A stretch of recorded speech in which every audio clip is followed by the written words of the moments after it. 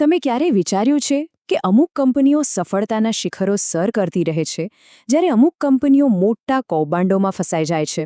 આનો જવાબ મોટે ભાગે વ્યવસાયિક નૈતિકતામાં છુપાયેલો હોય છે. આજે આપણે એ જ સમજવાના છીએ કે આ માત્ર કોઈ કિતાબી જ્ઞાન નથી, પણ કોઈ પણ બિઝનેસના પાયાનો સૌથી મજબૂત પથ્થર છે. તો ચાલો આ ખૂબ જ રસપ્રદ વિષયમાં ઊંડા ઉતરીએ. ઓકે, તો આજના આ વિશ્લેષણમાં આપણે મુખ્ય 5 મુદ્દાઓ પર વાત કરીશું. સૌથી પહેલાં તો આપણે એ સમજીશું કે મેનેજમેન્ટમાં નૈતિકતા ક્યાં અને કેવી રીતે નિષ્ફળ જાય છે. પછી આપણે તેની સાચી વ્યાખ્યા જાણીશું. ત્યાર પછી તેની મુખ્ય લાક્ષણિકતાઓ શું છે અને તેને લાગુ કરવાના અલગ-અલગ રસ્તા કયા છે એ જોઈશું. અને છેલ્લે આપણે 2 એવા દૃષ્ટિકોણ પર વાત કરીશું જે આપણને કોઈપણ નૈતિક પરિસ્થિતિનું વિશ્લેષણ કરવામાં મદદ કરશે. જુઓ, કોઈ પણ સમસ્યાને ઉકેલતા પહેલા એને સમજવી ખૂબ જ જરૂરી છે, ખરું ને? તો ચાલો આપણી શરૂઆત જ ત્યાંથી કરીએ. આપણે સમજીશું કે બિઝનેસમાં નૈતિકતા કઈ 2 મુખ્ય રીતે તૂટી શકે છે. આ 2 ચહેરાઓને ઓળખવા એ એક મજબૂત નૈતિક પાયો નાખવા માટેનું પહેલું અને સૌથી અગત્યનું પગલું છે. તો ખરેખર શું થાય છે જ્યારે કોઈ કંપનીમાં નૈતિકતાનું ધોવાણ થાય? આ માત્ર કોઈ હવામાં પૂછેલો સવાલ નથી. તેની સીધી અસર કંપનીની ઇમેજ પર, તેના કર્મચારીઓના મનોબળ પર અને સૌથી અગત્યનું ગ્રાહકોના વિશ્વાસ પર પડે છે.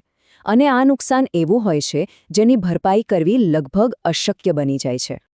નૈતિક નિષ્ફળતાઓને આપણે મુખ્યત્વે 2 કેટેગરીમાં વહેંચી શકીએ છીએ. પહેલું છે સંચાલકીય ગેરરીતિઓ, એટલે કે જાણી જોઈને ખોટું કામ કરવું. અને બીજું છે નૈતિક અધપતન, જેમાં ધીમે ધીમે, કદાચ અજાણતા જ, સાચા અને ખોટા વચ્ચેનો જે ભેદ છે એ જ ભૂંસાઈ જાય છે. તો આ સંચાલકીય ગેરરીતિઓમાં એવી બધી બાબતો આવે છે જે જાણી જોઈને ઇરાદાપૂર્વક કરવામાં આવે છે.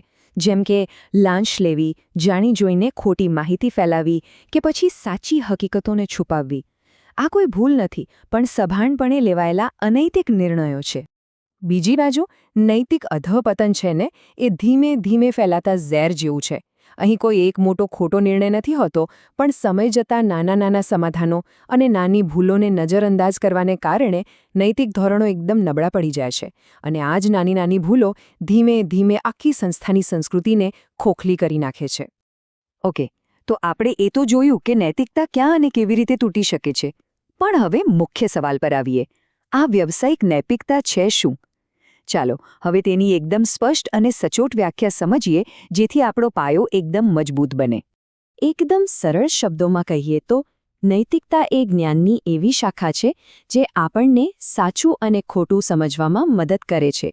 એ આપણી નૈતિક જવાબદારીઓ માટે એક ગાઈડ જેવું કામ કરે છે. આપણે નૈતિકતાને સમાજના નિયમો તરીકે પણ જોઈ શકીએ છીએ.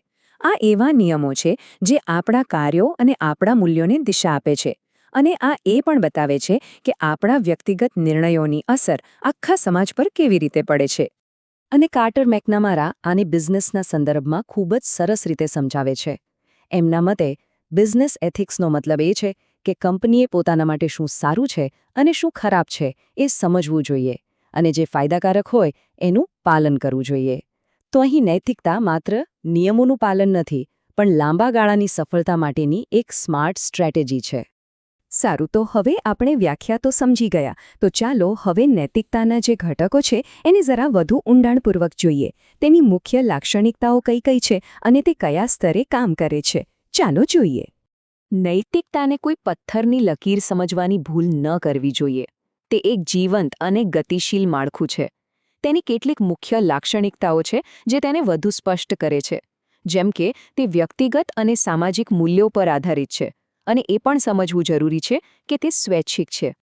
નૈતિકતા મુખ્યત્વે 3 સ્તરે કામ કરે છે: વ્યક્તિગત, વ્યાવસાયિક અને સંચાલકીય. વ્યક્તિગત નૈતિકતા આપણા અંતરાત્માનો અવાજ છે. વ્યાવસાયિક નૈતિકતા આપણા પ્રોફેશનના નિયમો સાથે જોડાયેલી છે. અને સંચાલકીય નૈતિકતા એ બિઝનેસના નિર્ણયોમાં આ બધા સિદ્ધાંતોને લાગુ કરવાની વાત છે. અને આ ત્રણેય એકબીજા સાથે ગાઢ રીતે જોડાયેલા છે. તો સવાલ એ છે કે કંપનીઓ નૈતિકતાને અમલમાં કેવી રીતે મૂકે છે? શું ખાલી કાયદાનું પાલન કરી લેવું પૂરતું છે કે પછી એનાથી પણ આગળ કંઈ કરવાની જરૂર છે? ચાલો હવે બિઝનેસ દ્વારા અપનાવવામાં આવતા અલગ-અલગ નૈતિક અભિગમો પર એક નજર કરીએ. અહીંયા 4 મુખ્ય અભિગમ છે. આને એક સીડી તરીકે વિચારો.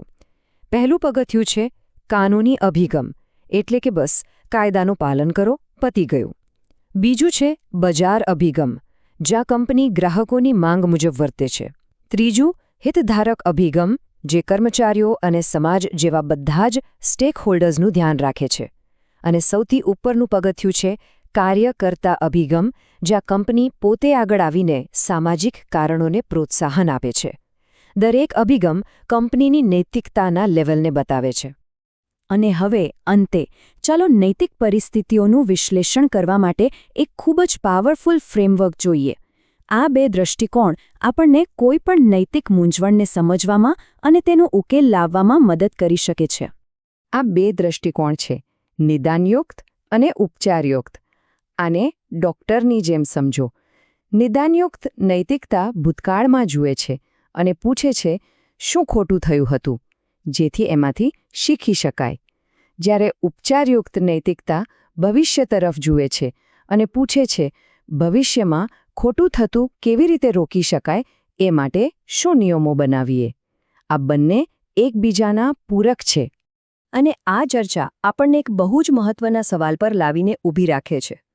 કોઈ પણ સંસ્થા શું કરી રહી છે?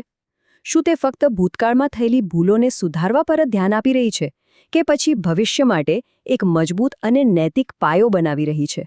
આ સવાલનો જવાબ જ કોઈ પણ સંસ્થાના ભવિષ્યની દિશા નક્કી કરી શકે છે.